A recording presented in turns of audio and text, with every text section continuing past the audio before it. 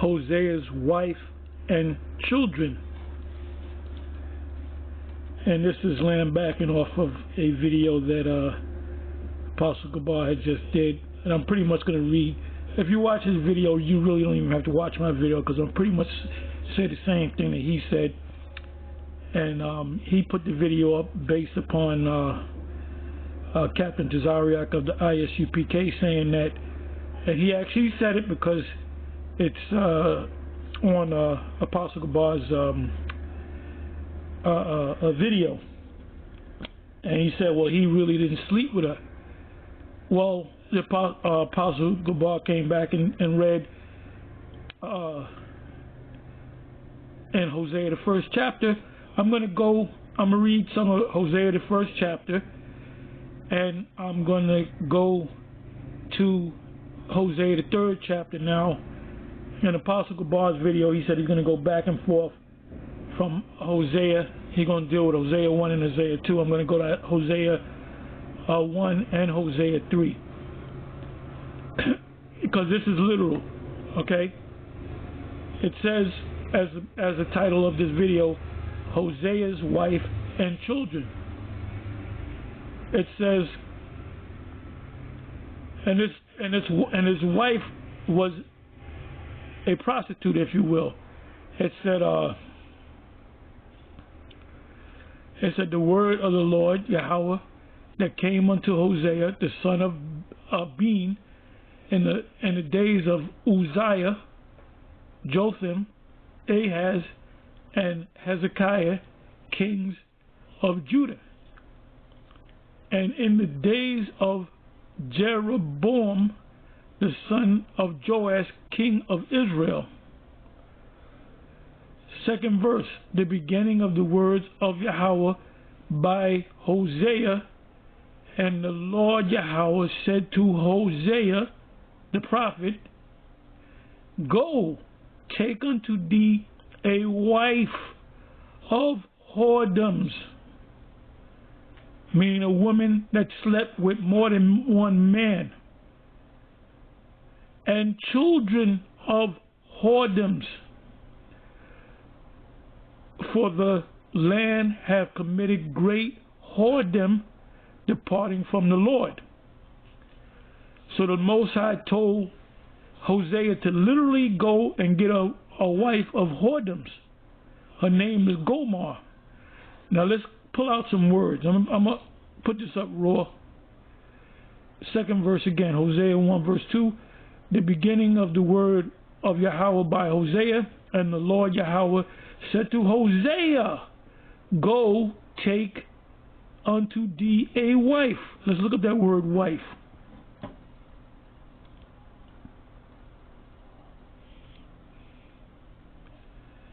Either you're going to follow the scriptures according to how they're written, or you're going to be no different than somebody in the church. So let's look up the word wife. Back in the day prior to 37, you had a thing called common law wife. Like if you was dealing with a woman, the police would come over for whatever situation, and they know that you've been sleeping with this woman for 7 years. That becomes a common law wife. That's when you had common law. Common law was done away with in 1937.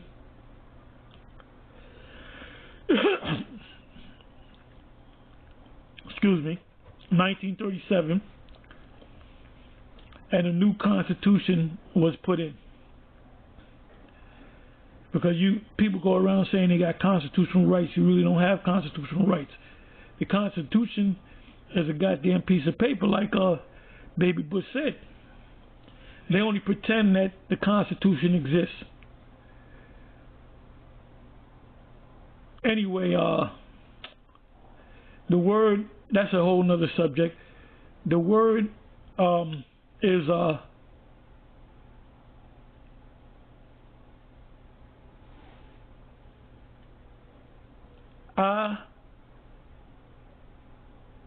It should be Hayasha, but here in the blue letter is Hasha, which is the feminine way of saying man. Man is Ayash. Ayash. When you make it feminine for a woman, it's Ayasha, if you know the Hebrew. Even so-called Jews that speak the Hebrew know that. It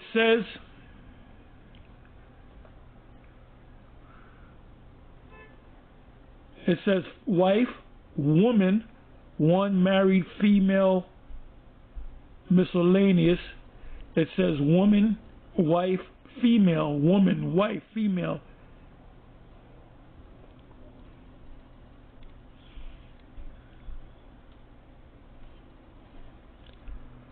So that was Hosea's woman, which in the Hebrew the word is Ayasha, which means woman. It says back at the second verse, Hosea 1 verse 2, the beginning of the word of Yahweh by Hosea the prophet, an actual man of one of the tribes of Israel, an Israelite. And the Lord Yahweh said to Hosea, go, take unto thee a woman of whoredoms.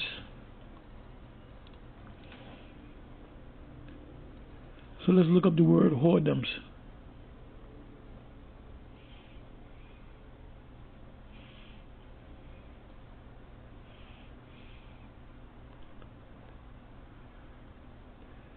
And the word is, let me see here.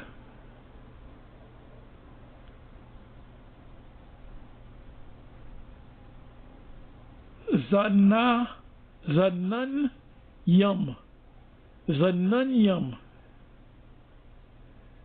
Adultery, fornication, prostitution. A whore becomes a whore when she lays with one man, then she goes with another man. That makes her an adulterer. If she continues to go from man to man, she's an adulterer 2 times over, 4 times over, 5 times over. And so you can't be a whore or someone that is a part of the act of whoredom until you have one man, until you have 2 men. You have one man, you lay with another man while the first man is still alive. That's fornication, which is adultery. So we got that out of the way. So what does this mean? This means that Hosea slept with a woman that had another man that was still living. Now, whether it was man number 2, man number 5, it doesn't tell you how many men she slept with, but the act of her being involved in whoredom is the fact that she slept with one man, then slept with another man while the first man is still alive.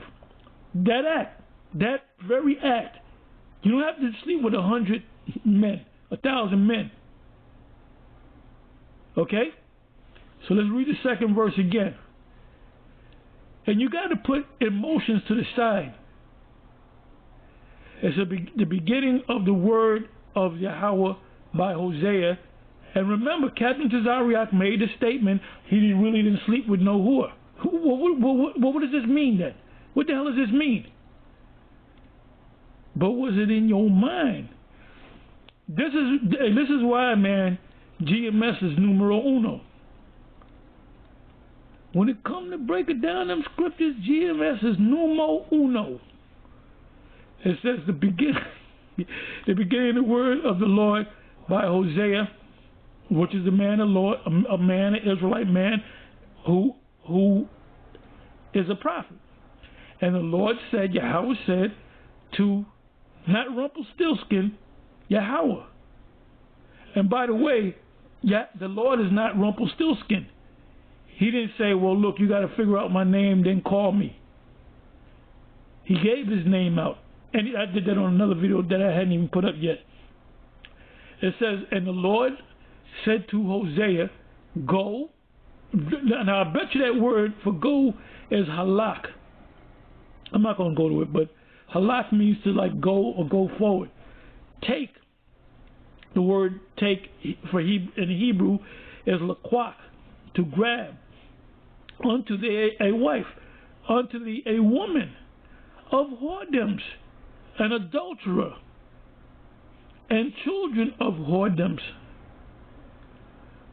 For the land hath committed great whoredom, departing from the Lord. So he, Hosea the prophet, went forward, made an action, and took a physical act. Gomer, the daughter, now that means she had a father and a mother, of Blaam, which conceived and bare him a son.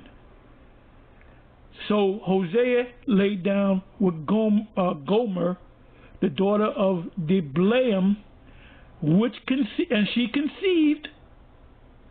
conceived and bare him a son. So Hosea's son was the son out of whoredom. And I'm gonna hit you with something. All you men out there that got sons and daughters, the woman that you got with is most likely, technically, of whoredom or a whore, because I guarantee you she's been with somebody in the past, or been with some 10 bodies or 20 bodies or 100 bodies, whatever the case may be. Okay, you're in the same category. Whoredom, the word goes back to adultery, fornication in the New Testament. It says, so he went and took Gomer, the daughter. He took a physical act. He got up and walked a particular direction. All right, this is not a dream that he had. It says, so he, I got to read it like this, man. Went and took Gomer, hold on, let's see who Gomer is. I forgot who Gomer is. Let's see who Gomer is. Who the hell is Gomer? Gomer is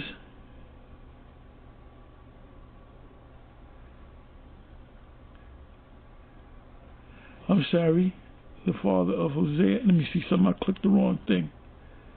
Let me come back here. Bear me for a minute. Okay, Gomer.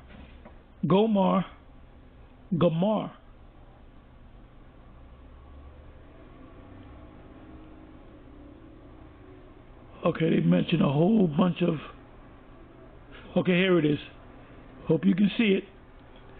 It says the unlawful wife of the prophet Hosea. Hosea's relationship with her, they had sex, they had relations, they got physical with her, was symbolic of God's relationship with wayward Israelites.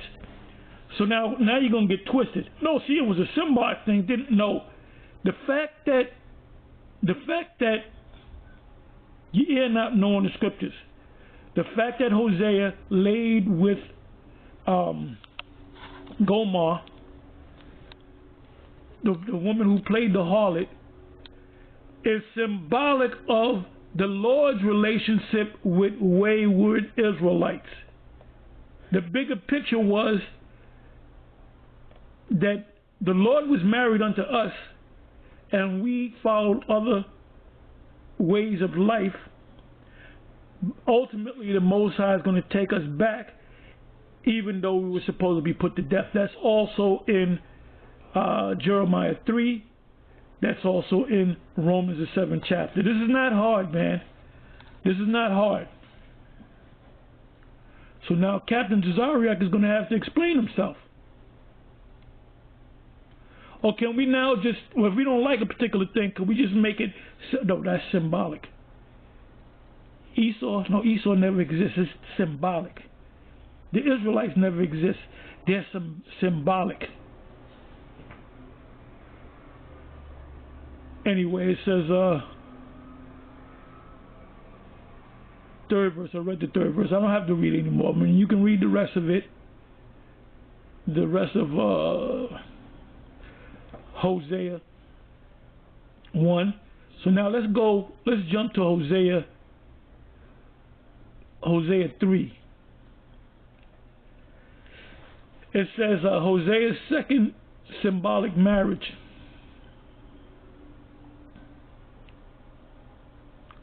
No, it was a literal marriage. Here you got blue letter going off, but they're a bunch of Christians. It said, then said the Lord unto me, go yet love a woman beloved of her friend, yet an adulteress, according to the love of the Lord toward the children of Israel, who took to other gods. And the symbolic part is that in a bigger picture, Israel's going to play the harlot behind the Lord's back. But it was an actual physical thing that took place between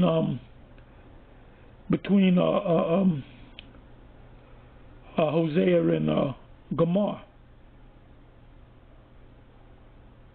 It says, so I brought her to me for 15 pieces of silver. Maybe those were digital. Maybe those are bitcoins. Yeah, he gave. Since everything is not real, it's symbolic. He gave her ancient biblical bitcoins. He gave her cryptocurrency. It says, so I brought her to me for 15 pieces of silver, and for an homer of barley, real barley, not digital barley, and half homer of barley.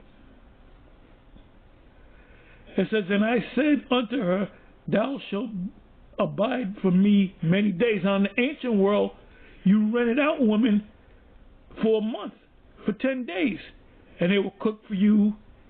They will give you sex. They will keep your house, and then you might just fall in love with that woman. You might like the way she cooks and keeps the house clean, and the sex is always there. So you might extend it. You might extend it to a year. And then you had situations where, and I believe Gideon, let me know if I'm going off. I believe Gideon had women with other nations, concubines, and had children. So that's not no big deal. Samson, he slept with a harlot. And it was so good that he tore the city gates, when he left the city. It says, so I brought her to me for 15 pieces of silver. It wasn't Bitcoin, it was real silver. And for an homer of barley, and half a homer of barley. And I said unto her, thou shalt abide for me many days. Thou shalt not play the harlot, meaning you're not going to sleep with another man because you're with me. And thou shalt not be for another man, so will also be for thee. So we don't got to read anymore. I just want to hit that point. But Hosea the prophet literally slept with a prostitute named Gomer. I'm sorry. Anyway, with that, I'm going to say shalom.